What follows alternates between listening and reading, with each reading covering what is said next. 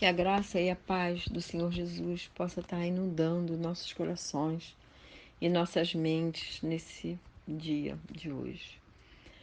Hoje eu quero compartilhar a palavra de Deus que está escrita no livro de Jeremias, um profeta que Deus chamou desde criança.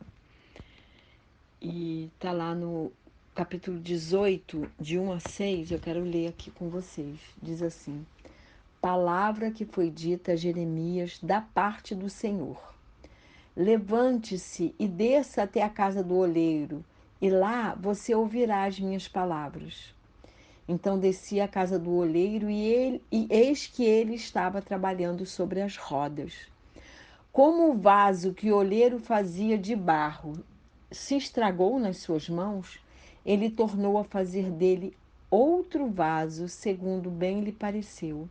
Então a palavra do Senhor veio a mim dizendo: Casa de Israel, será que não posso fazer com vocês como fez esse olheiro? Diz o Senhor.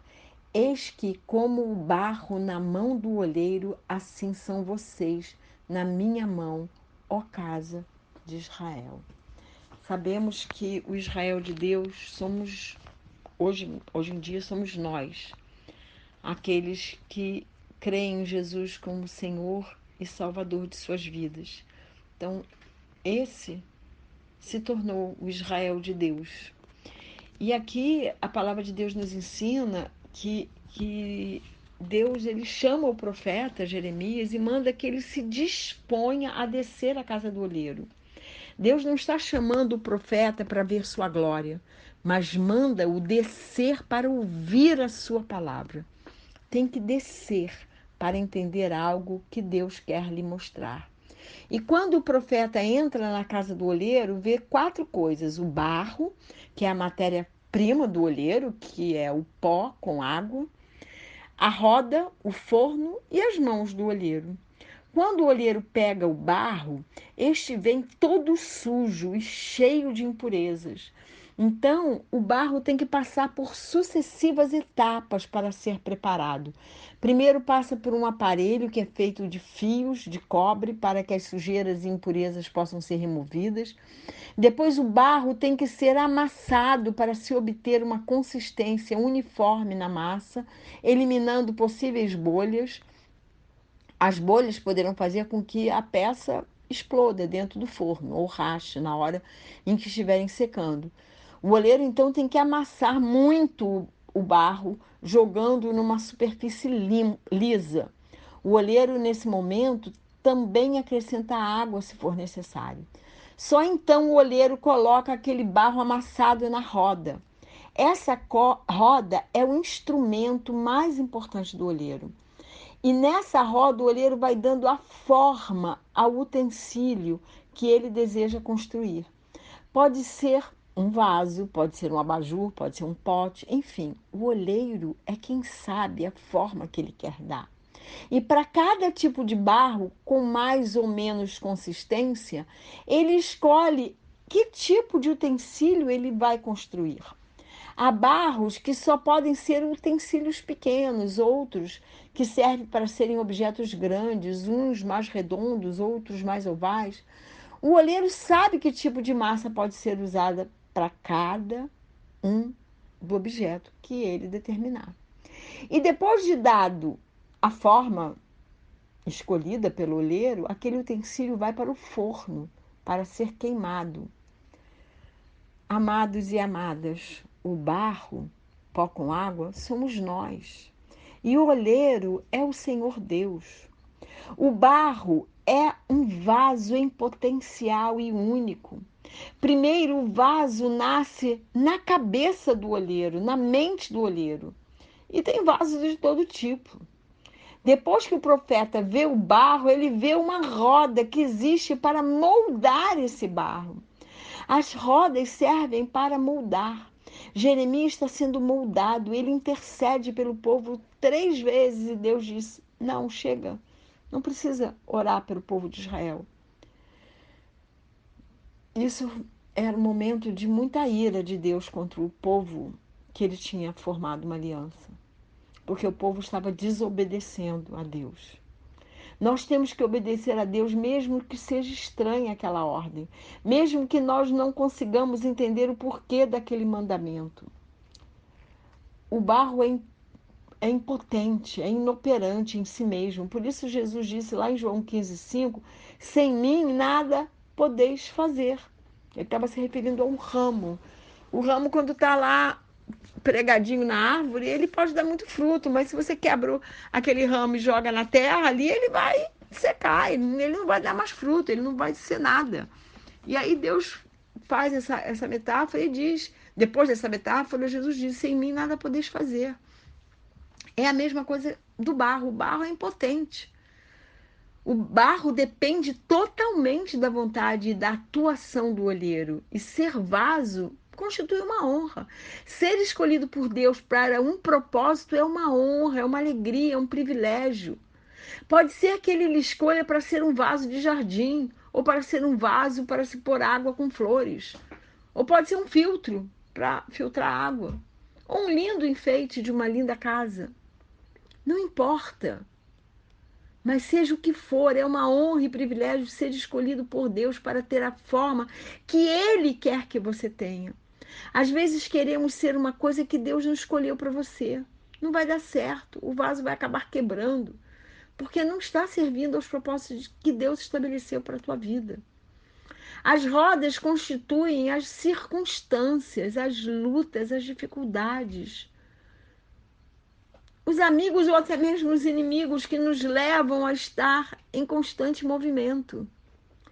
Jó foi colocado nessa roda por Satanás, pelas circunstâncias, pela esposa murmuradora e por seus amigos que, olha, eu não queria amigo daquele. E depois ele declara aquela coisa linda. Bem sei bem sei eu que tudo podes e que nenhum dos teus propósitos pode ser impedido. Quem é este que sem conhecimento obscurece o conselho? Por isso falei do que não entendia, coisas que para mim eram demasiadas maravilhosas. Ouve, pois, e eu falarei, eu te perguntarei e tu me responderás. Antes eu te conhecia só de ouvir falar, mas agora os meus olhos te veem. Jó sofreu coisas terríveis. E ele passou por tantas coisas e no fim ele acaba declarando que agora os olhos deles estavam vendo a Deus. Mas depois da roda, da forma, aquele utensílio, este tem que passar pelo forno. É o forno que vai fortalecer e solidificar a massa. No livro do profeta Daniel é contado sobre os amigos de Daniel que tiveram que passar por uma fornalha ardente. E depois daquela experiência ficaram muito mais fortalecidos, dando testemunho do poder de Deus aos seus inimigos. E até hoje essa história é contada, porque Deus não permitiu que nem o pelinho do braço fosse chamuscado. Deus os protegeu de morrerem ali queimados. Nós muitas vezes temos que passar pelo forno para nos fortalecer e dar testemunho do poder do nosso Deus. O profeta vê também as mãos do olheiro. Quem te escolhe como barro que te amassa e te coloca nas rodas são as mãos do olheiro. Por isso ele fala no versículo 4, que nós já lemos, eu vou ler de novo, como o vaso que ele fazia de barro se estragou na mão do olheiro, tornou a fazer dele outro vaso, conforme pareceu bem aos seus olhos fazer. Às vezes o barro pega muita água e se desfaz, ou as impurezas e as bolhas não foram totalmente removidas e se quebram. Então o olheiro tem que fazer de novo. E isso acontece porque muitas vezes esse vaso quer ter vida própria e agir conforme a sua própria vontade, o seu próprio desejo. Sendo assim, acaba se desviando dos propósitos do olheiro e acaba se estragando. Mas mesmo estragado, ele não sai das mãos do olheiro. Nesse caso, vai ter que passar pelo processo todo novamente. O olheiro não errou em sua escolha. Se assim fosse, ele jogaria aquele barro fora e colocaria outro no lugar, mas Deus nunca nos joga fora. Ele nos refaz, ele nos faz de novo quantas vezes for necessário. Mas não dá para ser um vaso bonito e útil sem ser amassado, sem ser jogado na roda e depois sem ser ir para o forno. O vaso pode resistir nas mãos do olheiro. Muitas vezes dizemos não para Deus e não fazemos o que ele nos manda. Quem escolheu o barro para ser amassado e passar pela roda e pelo forno é soberano e Senhor. Somente ele, o olheiro, sabe o propósito determinado para cada tipo de vaso, para cada tipo de utensílio que ele quer fazer. Jeremias foi como um pai e uma mãe que chora por seus filhos de Israel, e intercede sem cessar por eles, para eles não serem castigados e disciplinados por causa do pecado. Mas o Pai perfeito não mima os seus filhos e sabe o que é melhor para cada um de nós e sabe o que tem que ser feito para que eles se tornem mais fortalecidos e santos para toda boa obra. Cada vaso é feito individualmente na mão do olheiro. Lá em Filipenses 1,6 diz assim: tendo por certo que aquele que em vós começou a boa obra a aperfeiçoará até o dia de Cristo Jesus. E no Salmo 139 vemos que Deus tem controle absoluto de toda a sua criação. Mas se nós resistirmos nas mãos do olheiro e não nos deixarmos moldar por ele, viveremos as consequências dessa nossa resistência. Temos que nos deixar moldar, obedecendo e servindo para os propósitos que ele estabeleceu. A maior prova de amor é a obediência, e isso Jesus nos ensina em João 14, 21. Mas o barro tem que estar na casa do olheiro. Não importa o que venha a acontecer, Deus nos diz que estaria conosco todos os dias até a consumação dos séculos e que tem controle absoluto sobre a nossa vida.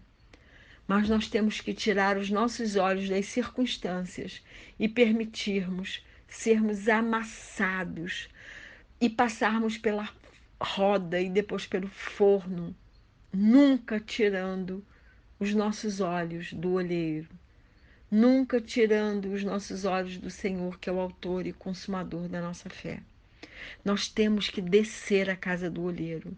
Nós temos que nos humilhar diante das suas potentes mãos, porque são as mãos do olheiro que vão nos dar forma e que vão fazer de nós vasos para a honra e glória do nome dele. Mas para isso temos que descer, temos que nos humilhar, temos que reconhecer que nós não somos nada sem ele nos dar forma, sem ele nos fazer. E quantas vezes a gente se estragar, desça de novo à casa do olheiro, se humilhe diante de suas potentes mãos, para que ele nos exalte, para que ele nos faça de novo, para que ele nos faça vaso de honra para a sua glória. E que o Senhor nos abençoe e nos guarde, que ele faça resplandecer o seu rosto sobre cada um de nós e que ele tenha misericórdia de nós, que sobre nós ele levante o seu rosto e nos dê a paz.